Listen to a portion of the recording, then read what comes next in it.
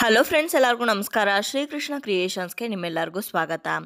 ಇವತ್ತಿನ ಈ ವಿಡಿಯೋದಲ್ಲಿ ತುಂಬಾ ಸರಳವಾಗಿ ತುಳಸಿ ಹಬ್ಬವನ್ನು ಯಾವ ರೀತಿ ಆಚರಣೆ ಮಾಡ್ಬೋದು ಅಂತ ಈ ವಿಡಿಯೋದಲ್ಲಿ ತಿಳಿಸ್ಕೊಡ್ತಾ ಇದ್ದೀನಿ. ನಾನು ಈಗಾಗಲೇ ವಿಧಿ ಪ್ರಕಾರವಾಗಿ ಸಾಂಪ್ರದಾಯಿಕವಾಗಿ ಯಾವ ರೀತಿ ತುಳಸಿ ವಿವಾಹವನ್ನು ಆಚರಣೆ ಮಾಡಬೇಕು ಅಂತ ವಿಡಿಯೋ ಮಾಡಿ ತಿಳಿಸಿದ್ದೀನಿ. ಯಾರಾದರೂ ನೋಡಿರಲಿಲ್ಲ ಅಂದರೆ ದಯವಿಟ್ಟು ಹೋಗಿ ವಿಡಿಯೋನ ನೋಡ್ಕೊಂಡು ಬನ್ನಿ. ಈ ವಿಡಿಯೋದಲ್ಲಿ ಯಾರಿಗಾದ್ರೂ ನೆಲ್ಲಿಕಾಯಿ ಸಿಗಲಿಲ್ಲ ಅಂದರೆ ಅಥವಾ ನೆಲ್ಲಿಕಾಯಿ ರೆಕ್ಕೆ ಸಿಗಲಿಲ್ಲ ಅಂದರೆ ತುಂಬ ಸರಳವಾಗಿ ಮನೇಲಿರ್ತಕ್ಕಂಥ ವಸ್ತುಗಳನ್ನೇ ಉಪಯೋಗಿಸ್ಕೊಂಡು ಯಾವ ರೀತಿ ಪೂಜೆ ಮಾಡ್ಬೋದು ಅಂತ ತೋರಿಸ್ಕೊಡ್ತಾ ಇದ್ದೀನಿ. ಹಾಗಿದ್ರೆ ಇನ್ಯಾಕೆ ತಡ, ಬನ್ನಿ ವಿಡಿಯೋನ ಶುರು ಮಾಡೋಣ. ಕೆಲವೊಬ್ಬರಿಗೆ ತುಳಸಿ ಹಬ್ಬ ಇವತ್ತಿದೆ ಅನ್ನೋದೇ ಗೊತ್ತಿರೋದಿಲ್ಲ. ತಕ್ಷಣಕ್ಕೆ ಅವ್ರಿಗೆ ತುಳಸಿ ಹಬ್ಬ ಇವತ್ತು ಅನ್ನೋದು ಗೊತ್ತಾಗುತ್ತೆ. ಅಂಥವ್ರು ಮನೆಯಲ್ಲಿ ಯಾವ್ಯಾವ ವಸ್ತುಗಳಿರುತ್ತೋ ಅದನ್ನೇ ಉಪಯೋಗಿಸ್ಕೊಂಡು ಸರಳವಾಗಿ ಪೂಜೆ ಮಾಡ್ಕೋಬೋದು. ಹೇಗೆ ಮಾಡ್ಕೋಬೋದು ಅಂತ ಇವಾಗ ನೋಡ್ಕೊಳ್ಳೋಣ. ಮೊದಲನೇದಾಗಿ ತುಳಸಿ ಎಲ್ಲಿ ನೀವು ಇಟ್ಟು ಪೂಜೆ ಮಾಡ್ತೀರೋ ಆ ಸ್ಥಳವನ್ನು ಸ್ವಚ್ಛ ಮಾಡಿಕೊಂಡು ರಂಗೋಲಿಯನ್ನು ಹಾಕ್ಕೊಳ್ಳಿ. ರಂಗೋಲಿಯನ್ನು ತುಳಸಿಗೆ ಅತ್ಯಂತ ಪ್ರಿಯವಾಗಿರುವಂಥ ಶಂಖ, ಚಕ್ರ, ನಾಮ ಹಾಗೆ ಕಮಲದ ರಂಗೋಲಿ ಹಾಕ್ಕೊಂಡ್ರೆ ತುಂಬಾ ಶ್ರೇಷ್ಠ. ಹಾಕಿರೋಂಥ ರಂಗೋಲಿಗೆ ಸ್ವಲ್ಪ ಅರಿಶಿನ, ಕುಂಕುಮ, ಅಕ್ಷತೆಯನ್ನು ಅರ್ಪಿಸಿ ಪೀಠದ ಪೂಜೆ ಮಾಡಿಕೊಂಡು ಆ ಪೀಠದ ಮೇಲೆ ತುಳಸಿ ಕುಂಡವನ್ನು ಏರ್ಪಾಡು ಮಾಡ್ಕೊಳ್ಳಿ. ಅಥವಾ ನೀವು ತುಳಸಿ ಕುಂಡವನ್ನು ಎಲ್ಲಿಟ್ಟಿದ್ದೀರೋ ಅಲ್ಲೇ ರಂಗೋಲಿ ಹಾಕಿ ಪೂಜೆ ಮಾಡ್ಬೋದು. ಮನೆ ಒಳಗಡೆ ಇಟ್ಟು ಪೂಜೆ ಮಾಡಬೇಕು ಅನ್ನೋ ಅಗತ್ಯ ಏನೂ ಇಲ್ಲ. ಇನ್ನು ತುಳಸಿ ಹಬ್ಬದ ದಿವಸ ತುಳಸಿ ವಿವಾಹವನ್ನು ಮಾಡೋದಕ್ಕೆ ನೆಲ್ಲಿಕಾಯಿ ರೆಕ್ಕೆಯನ್ನು ತುಳಸಿ ಕುಂಡದಲ್ಲಿ ನೆಟ್ಟು ಅನಂತರ ನಾವು ಪೂಜೆಯನ್ನು ಮಾಡ್ತೀವಿ. ಆದರೆ ಎಲ್ರಿಗೂ ಕೂಡ ನೆಲ್ಲಿಕಾಯಿ ರೆಕ್ಕೆ ಸಿಕ್ಕೋದಿಲ್ಲ ಅಥವಾ ಗಿಡ ಇರೋದಿಲ್ಲ. ಅಂಥವರು ನಿಮ್ಮ ಮನೆಯಲ್ಲಿ ಕೃಷ್ಣನ ವಿಗ್ರಹ ಇದ್ದರೆ ಆ ವಿಗ್ರಹವನ್ನು ತುಳಸಿ ಪಕ್ಕದಲ್ಲಿ ಇಟ್ಟು ಪೂಜೆಯನ್ನು ಮಾಡ್ಬೋದು. ತುಳಸಿಗೂ ಹಾಗೂ ಕೃಷ್ಣನಿಗೂ ವಿವಾಹವನ್ನು ನೆರವೇರಿಸೋ ರೀತಿ ಪೂಜೆಯನ್ನು ಮಾಡ್ಬೋದಾಗಿದೆ. ಕೃಷ್ಣನ ವಿಗ್ರಹ ಇರಲೇಬೇಕು ಅಂತಲೂ ಏನೂ ಇಲ್ಲ. ಇಲ್ಲದೇನೂ ಕೂಡ ನೀವು ಮನಸ್ಸಿನಲ್ಲೇ ಕೃಷ್ಣನನ್ನು ಅಥವಾ ವಿಷ್ಣುವನ್ನು ಪ್ರಾರ್ಥನೆ ಮಾಡಿಕೊಂಡು ಕೂಡ ಪೂಜೆ ಮಾಡ್ಬೋದು. ಇದ್ದರೆ ಇಟ್ಕೊಂಡು ಪೂಜೆ ಮಾಡಿ, ಚಿಕ್ಕದಾದರೂ ಪರವಾಗಿಲ್ಲ, ದೊಡ್ಡದಾದರೂ ಪರವಾಗಿಲ್ಲ. ತುಳಸಿ ಬಲಭಾಗದಲ್ಲಿ ಆ ಒಂದು ಕೃಷ್ಣನ ಮೂರ್ತಿಯನ್ನು ಸ್ಥಾಪನೆ ಮಾಡಿ ಅರಿಶಿನ ಕುಂಕುಮ ಇಡಿ. ಹಾಗೆ ತುಳಸಿ ಗಿಡಕ್ಕೂ ತುಳಸಿ ಕುಂಡಕ್ಕೂ ಕೂಡ ಅರಿಶಿನ ಕುಂಕುಮವನ್ನು ಇಡಬೇಕು. ಇನ್ನು ವಿಗ್ರಹದ ಬದಲಾಗಿ ನಿಮ್ಮ ಮನೆಯಲ್ಲಿ ಸಾಲಿಗ್ರಾಮವನ್ನು ಇಟ್ಟು ಪೂಜೆ ಮಾಡ್ತಾ ಇದ್ರೆ ಆ ಸಾಲಿಗ್ರಾಮವನ್ನು ಕೂಡ ತುಳಸಿ ಗಿಡದ ಬುಡದಲ್ಲಿ ಇಟ್ಟು ಪೂಜೆ ಮಾಡಿದ್ರೆ ತುಂಬಾ ಶ್ರೇಷ್ಠ ಅಂತ ಹೇಳ್ತಾರೆ. ಅರಿಶಿನ ಕುಂಕುಮ ಇಟ್ಟು ಅಲಂಕಾರ ಮಾಡಿದ ನಂತರ ತುಳಸಿಗೆ ಹಾಗೆ ಕೃಷ್ಣನ ವಿಗ್ರಹಕ್ಕೂ ಕೂಡ ಒಡವೆಗಳನ್ನು ಅಥವಾ ಆಭರಣಗಳನ್ನು ಹಾಕಿ ಅಲಂಕಾರವನ್ನು ಮಾಡ್ಬೋದು. ಗೆಜ್ಜೆ ವಸ್ತ್ರವನ್ನು ಅರ್ಪಿಸ್ಬೋದು. ಅಥವಾ ನೀವು ಬ್ಲೌಸ್ ಪೀಸಿಂದ ಅಲಂಕಾರ ಮಾಡ್ತೀರಾ ತುಳಸಿ ಕುಂಡವನ್ನು ಅಂತಂದರೆ ಬ್ಲೌಸ್ ಪೀಸಿಂದ ಆಗಲಿ ಅಥವಾ ಸೀರೆಯಿಂದ ಆಗಲಿ ನೀವು ಅಲಂಕಾರವನ್ನು ಮಾಡ್ಬೋದಾಗಿದೆ. ಅದಾದ ನಂತರ ಹೂಗಳನ್ನು ಹಾಕಿ ಅಲಂಕಾರವನ್ನು ಮಾಡಬೇಕು. ತುಳಸಿ ದೇವಿ ತನ್ನ ಹಿಂದಿನ ಜನ್ಮದಲ್ಲಿ ವೃಂದಾದೇವಿಯಾಗಿ ಜನಿಸಿರ್ತಾಳೆ. ಹಾಗೆ ಆಕೆ ಆ ಜನ್ಮದಲ್ಲಿ ಜಲಂಧರನೆಂಬ ರಾಕ್ಷಸನ ಮದುವೆ ಆಗಿರ್ತಾಳೆ. ಈ ಜಲಂಧರ ಎಂಬ ರಾಕ್ಷಸ ತುಂಬಾ ನಿಕೃಷ್ಟವಾದಂಥ ಮನುಷ್ಯ. ಎಲ್ಲರಿಗೂ ಸಾಕಷ್ಟು ಹಿಂಸೆಗಳನ್ನು ಕೊಡ್ತಾ ಇರ್ತಾನೆ. ಆದರೆ ಆತನ ಹೆಂಡತಿ ಆದಂಥ ವೃಂದಾದೇವಿ ಬಹಳನೇ ನಿಷ್ಠಾವಂತ ಹಾಗೂ ಪತಿವ್ರತೆ ಆಗಿರ್ತಾಳೆ. ಈ ಸಮಯದಲ್ಲಿ ವಿಷ್ಣುವು ಜಲಂಧರ ಎಂಬ ರಾಕ್ಷಸನನ್ನು ಸಂಹಾರ ಮಾಡೋದಕ್ಕೋಸ್ಕರ ಜಲಂಧರ ರಾಕ್ಷಸನ ವೇಷವನ್ನು ತೊಟ್ಟು ವೃಂದಾದೇವಿಯ ಪಾತಿವ್ರತೆಯನ್ನು ಭಂಗ ಮಾಡ್ತಾರೆ.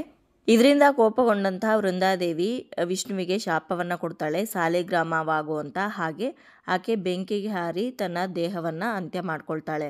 ಆ ರೀತಿ ದೇಹ ಉರಿದು ಬೂದಿ ಆದ ನಂತರ ಅದೇ ಬೂದಿಯಿಂದ ತುಳಸಿ ಗಿಡ ಹುಟ್ಟುತ್ತೆ. ಇದಾದ ನಂತರ ವಿಷ್ಣುವು ತನ್ನ ತಪ್ಪಿಗೆ ಪ್ರಾಯಶ್ಚಿತ್ತವಾಗಿ ಮತ್ತು ವೃಂದಾಳ ಭಕ್ತಿಯನ್ನು ಗೌರವಿಸಿ ತುಳಸಿ ದೇವಿಯನ್ನು ಸಾಲಿಗ್ರಾಮ ರೂಪದಲ್ಲಿ ಮದುವೆ ಆಗ್ತಾರೆ. ಹಾಗಾಗಿನೇ ತುಳಸಿ ಹಬ್ಬದ ದಿವಸ ಸಾಲಿಗ್ರಾಮವನ್ನು ತುಳಸಿ ಕುಂಡದ ಒಳಗಡೆ ಇಟ್ಟು ಪೂಜೆ ಮಾಡಿದ್ರೆ ಸರ್ವಶ್ರೇಷ್ಠ ಅಂತ ಹೇಳಲಾಗತ್ತೆ. ಈ ರೀತಿಯಾಗಿ ವಿಷ್ಣು ಸಾಲಿಗ್ರಾಮ ರೂಪದಲ್ಲಿ ತುಳಸಿ ದೇವಿಯನ್ನು ಮದುವೆ ಆಗಿದ್ದು ಇದೇ ಕಾರ್ತಿಕ ಮಾಸದ ದ್ವಾದಶಿಯ ದಿವಸ ಅಂತ ಹೇಳಲಾಗತ್ತೆ. ಹಾಗಾಗಿನೇ ಪ್ರತಿ ವರ್ಷವೂ ಕೂಡ ಕಾರ್ತಿಕ ಮಾಸದಲ್ಲಿ ಬರುವಂತಹ ದ್ವಾದಶಿಯ ದಿವಸ ತುಳಸಿ ದೇವಿಗೂ ವಿಷ್ಣುವಿಗೂ ವಿವಾಹವನ್ನು ಜರುಗಿಸಲಾಗತ್ತೆ. ಇದಿಷ್ಟು ತುಳಸಿ ಹಬ್ಬವನ್ನು ಯಾಕೆ ಮಾಡ್ತಾರೆ ಅನ್ನೋದರ ಹಿನ್ನೆಲೆ ಆಗಿತ್ತು. ಇವಾಗ ನೀವು ನೋಡ್ತಾ ಇರ್ಬೋದು, ಅಲಂಕಾರ ಎಲ್ಲ ಮುಗ್ದಿದೆ. ದೇವರ ನೈವೇದ್ಯಕ್ಕೆ ಸಿಹಿ ಅವಲಕ್ಕಿ ಹಾಗೆ ಹಣ್ಣುಗಳನ್ನ ಇಟ್ಕೊಂಡಿದ್ದೀನಿ. ಜೊತೆಗೆ ದೇವಿಗೆ ಮಡ್ಲಕ್ಕಿ ರೂಪದಲ್ಲಿಯೂ ಕೂಡ ಬ್ಲೌಸ್ ಪೀಸು, ಬಳೆ, ಅರಿಶಿನ ಕುಂಕುಮ ಎಲ್ಲದನ್ನು ಕೂಡ ಇಟ್ಟಿದ್ದೀನಿ. ಇವಾಗ ದೀಪಗಳನ್ನು ಹಚ್ಕೊಂಡು ಧೂಪವನ್ನು ಮಾಡ್ತಾ ಪೂಜೆಯನ್ನು ಮಾಡ್ತಾ ಇದ್ದೀನಿ. ತುಳಸಿ ದೇವಿಗೆ ಹಾಗೆ ಕೃಷ್ಣ ದೇವರಿಗೆ ಧೂಪವನ್ನು ತೋರಿಸಿದ ನಂತರ ನಾವು ಮಡ್ಲಕ್ಕಿಗೆ ಅಂತ ಇಟ್ಟಿರೋದನ್ನು ತುಳಸಿ ದೇವಿಗೆ ಅರ್ಪಿಸಬೇಕು. ತಾಂಬೂಲವನ್ನು ಕೂಡ ಇಡಬೇಕಾಗತ್ತೆ. ತಾಂಬೂಲದ ತೊಟ್ಟು ಹಾಗೆ ತುದಿಯನ್ನು ಮುರಿದು ಅನಂತರ ನೀವು ನೈವೇದ್ಯಕ್ಕೆ ಅಂತ ಏನು ಇಟ್ಕೊಂಡಿರ್ತೀರೋ ಅದನ್ನು ದೇವರಿಗೆ ಅರ್ಪಿಸಬೇಕು. ಸಿಹಿ ಅವಲಕ್ಕಿ ಅತ್ಯಂತ ಪ್ರಿಯವಾಗಿರುವಂಥದ್ದು ತುಳಸಿ ಹಾಗೆ ಕೃಷ್ಣನಿಗೆ. ಹಾಗಾಗಿ ಸಿಹಿ ಅವಲಕ್ಕಿಯನ್ನು ನೀವು ಮಾಡಿ ನೈವೇದ್ಯ ಮಾಡ್ಬೋದು. ಇದರ ಬದಲಾಗಿ ಅವಲಕ್ಕಿಯಿಂದ ಮಾಡಿರುವಂಥ ಬೇರೆ ನೈವೇದ್ಯಗಳನ್ನು ಕೂಡ ನೀವು ಅವತ್ತಿನ ದಿವಸ ಇಟ್ಟು ನೈವೇದ್ಯ ಮಾಡ್ಬೋದು. ಗೊಜ್ಜು ಅವಲಕ್ಕಿ, ಅವಲಕ್ಕಿ ಪಾಯಸ ಈ ರೀತಿ. ಅಷ್ಟೇ ಅಲ್ಲದೆ ಕೋಸಂಬರಿ, ಪಾನಕಗಳನ್ನು ಕೂಡ ನೀವು ಇಟ್ಟು ನೈವೇದ್ಯವನ್ನು ಮಾಡ್ಬೋದು. ಹಾಗೆ ಹಣ್ಣುಗಳನ್ನು ನೈವೇದ್ಯ ಮಾಡ್ಬೋದು, ಹಸಿ ಹಾಲನ್ನು ನೈವೇದ್ಯ ಮಾಡ್ಬೋದು, ತೆಂಗಿನಕಾಯಿ ಒಡೆದು ನೈವೇದ್ಯವನ್ನು ಕೂಡ ನೀವು ಮಾಡ್ಬೋದು. ನೈವೇದ್ಯ ಆದ ನಂತರ ಮಹಾಮಂಗಳಾರತಿಯನ್ನು ಮಾಡಬೇಕು ಕರ್ಪೂರವನ್ನು ಹಚ್ಕೊಂಡು. ಆರತಿಯನ್ನು ಮಾಡುವಾಗ ತುಳಸಿ ದೇವಿಯ ಭಜನೆಗಳನ್ನು ಹೇಳಿಕೊಂಡು ಆರತಿ ಮಾಡಿದ್ರೆ ತುಂಬಾ ಶ್ರೇಷ್ಠ. ತುಳಸಿ ದೇವಿಯ ಹಾಡುಗಳು ಭಜನೆಗಳು ಬರದೇ ಇದ್ದಂಥ ಪಕ್ಷದಲ್ಲಿ ಕೃಷ್ಣನ ಭಜನೆಗಳನ್ನು ಹೇಳಿಕೊಂಡು ನೀವು ಆರತಿಯನ್ನು ಮಾಡ್ಬೋದು. ಮಹಾಮಂಗಳಾರತಿ ಮಾಡಿದ ನಂತರ ನಿಮ್ಮ ಹತ್ರ ನೆಲ್ಲಿಕಾಯಿಗಳಿದ್ರೆ ನೆಲ್ಲಿಕಾಯಿಯನ್ನು ದೀಪದ ರೀತಿಯಲ್ಲಿ ಮಾಡಿ ಅರಿಶಿನ ಕುಂಕುಮ ಇಟ್ಟು ಅಕ್ಕಿಯ ಮೇಲೆ ಸ್ಥಾಪನೆ ಮಾಡಿ ತುಪ್ಪದ ಬತ್ತಿಗಳನ್ನು ಹಚ್ಕೊಂಡು ನೆಲ್ಲಿಕಾಯಿ ದೀಪಾರಾಧನೆ ಕೂಡ ನೀವು ಮಾಡ್ಬೋದು. ನೆಲ್ಲಿಕಾಯಿ ಆರತಿಯನ್ನು ಕೂಡ ನೀವು ಮಾಡ್ಬೋದು. ಇಲ್ಲದೇ ಇದ್ದರೆ ತೊಂದರೆ ಇಲ್ಲ, ಮಾಡಲೇಬೇಕು ಅನ್ನೋ ಅಗತ್ಯ ಏನೂ ಇಲ್ಲ. ನಾನಿಲ್ಲಿ ತುಂಬ ಸರಳವಾಗಿ ತುಳಸಿ ವಿವಾಹವನ್ನು ಯಾವ ರೀತಿ ಮಾಡೋದು ಅಂತ ತೋರಿಸ್ತಾ ಇರೋದ್ರಿಂದ ಈ ವಿಡಿಯೋದಲ್ಲಿ ನಾನು ನೆಲ್ಲಿಕಾಯಿ ದೀಪಾರಾಧನೆ ಆಗಿರ್ಬೋದು ಅಥವಾ ನೆಲ್ಲಿಕಾಯಿ ರೆಕ್ಕೆಯನ್ನು ತುಳಸಿ ಗಿಡದಲ್ಲಿ ಇಟ್ಟು ಪೂಜೆಯನ್ನು ತೋರಿಸ್ತಾ ಇಲ್ಲ. ನಿಮಗೆ ಸಿಕ್ಕಿದ್ರೆ ಖಂಡಿತವಾಗ್ಲೂ ನೀವು ಇಟ್ಟು ಹಾಗೆ ನೆಲ್ಲಿಕಾಯಿ ಆರತಿಯನ್ನು ಮಾಡಿ ಪೂಜೆಯನ್ನು ಮಾಡ್ಬೋದು. ಇನ್ನು ಇಷ್ಟು ಪೂಜೆಯನ್ನು ನೆರವೇರಿಸಿದ ನಂತರ ನಿಮ್ಮ ಮನೆ ಹತ್ತಿರ ಇರುವಂಥ ಮುತ್ತೈದೆಯರನ್ನ ಕರೆದು, ಒಂದು 3 ಜನ ಆಗಲಿ ಅಥವಾ 5 ಜನ ಆಗಲಿ ಮುತ್ತೈದೆಯರನ್ನ ಕರೆದು ಅವ್ರಿಗೆ ಅರಿಶಿನ ಕುಂಕುಮ ತಾಂಬೂಲವನ್ನು ಕೊಟ್ಟು ಹಾಗೆ ಪ್ರಸಾದ ಏನು ಮಾಡಿರ್ತೀರೋ ಅದನ್ನು ಕೂಡ ಸ್ವಲ್ಪ ಕೊಟ್ಟು ಕಳಿಸ್ಬೋದು. ಮುತ್ತೈದೆಯರು ಅರಿಶಿನ ಕುಂಕುಮ ತಗೊಂಡು ಹೋದ ನಂತರ ಕೊನೆಯದಾಗಿ ನೀವು ದೃಷ್ಟಿ ಆರತಿಯನ್ನು ತುಳಸಿಗೆ ಹಾಗೆ ವಿಷ್ಣುವಿಗೆ ಮಾಡಬೇಕಾಗತ್ತೆ. ದೃಷ್ಟಿ ಆರತಿ ಅಥವಾ ಕೆಂಪು ನೀರಿನ ಆರತಿಯನ್ನು ಹೇಗೆ ಮಾಡೋದು ಅಂತಂದರೆ, ಸ್ವಲ್ಪ ನೀರಿಗೆ ಅರಿಶಿನ ಹಾಗೆ ಕುಂಕುಮವನ್ನು ಹಾಕಿ ಚೆನ್ನಾಗಿ ಮಿಶ್ರಣ ಮಾಡಿ ಆ ಒಂದು ನೀರಿನ ಮೇಲೆ 2 ತುಪ್ಪದ ದೀಪಗಳನ್ನು ಹಚ್ಚಿ ಇಟ್ಕೊಂಡು 3 ಸಲ ಆರತಿಯನ್ನು ಮಾಡಬೇಕು. ಆನಂತರ ಮೇಲಿಂದ ಕೆಳಗಡೆ ದೃಷ್ಟಿಯನ್ನು ನೀವಾಳಿಸಿ ಆ ದೃಷ್ಟಿ ನೀರಿನಲ್ಲಿ ಒಂದು ಹೂವನ್ನು ಅದ್ದಿ ತುಳಸಿಗೆ ಹಾಗೆ ವಿಷ್ಣುವಿಗೂ ಕೂಡ ಪ್ರೋಕ್ಷಣೆಯನ್ನು ಮಾಡಬೇಕು.